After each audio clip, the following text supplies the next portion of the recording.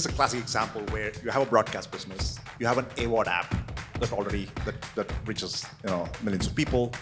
When you're thinking about starting a fast business, what is the business case? Did you have concerns about cannibalization of your existing revenues? Is it going to be incremental? Talk to us about the business case. Yeah, and I think there's two sides of it, because we're talking a little bit about us distributing channels out, but there's also the side of bringing them in, right, and having more of a platform experience there.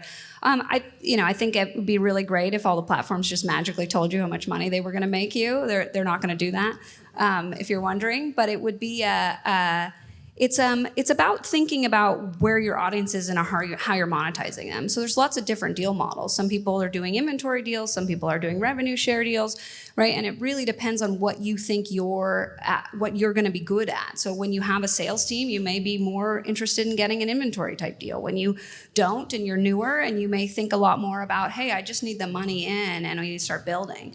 But nowadays, a lot of advertising is sold on audiences, and a lot of the OEMs, a lot of the aggregated apps have really a lot of scale, and they're able to drive a good amount of revenue for you as you think through that.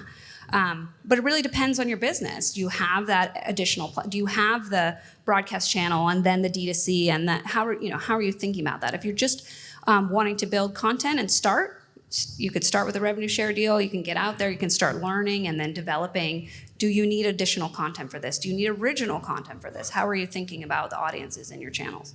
May I add one point to that? Because I think a lot of people think it's an either or, and it's really not. So you can get these platforms working in harmony together to cut the tide to lift overall. And one great example, which was an experimentation, but it's definitely something we'll do more of, was the FIFA World Cup last December in Qatar.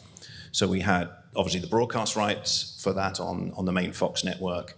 We had a fast channel from FIFA because we had those rights carry into Tubi, and every game within minutes of the whistle ending had all the catch up for the games because of the time zone difference, etc. So, and we had advertising deals flowing across all of those platforms, and those are the sorts of things that are kind of innovative and creative, and it kind of gives you confidence to kind of open the tap up a little bit more. But this is a kind of gradual slide. I think I challenge, there may be a few out there, but a lift and shift of a broadcast network into a fast channel is kind of missing the point a little bit. It may be where we kind of end up down the road, but thinking about the format differently, thinking about how they can coexist and play off each other is a real kind of key point to this. Yeah, the only thing that I would add to that is that, from the standpoint of someone who has over 30 structured relationships here in the United States and distributes probably wider than most, it's an incremental opportunity as you go from partner to partner. Our goal was always to be in the neighborhoods that people frequent, and you would be surprised how many neighborhoods that they frequent, but they don't do any one thing all the time. So whether that be at the biggest, sort of MVPD that the world has ever invented, which is YouTube, or down to your most niche, sort of video on demand, owned and operated app. What people are doing at any given time of day cannot be predicted. So your best case is to try to be everywhere.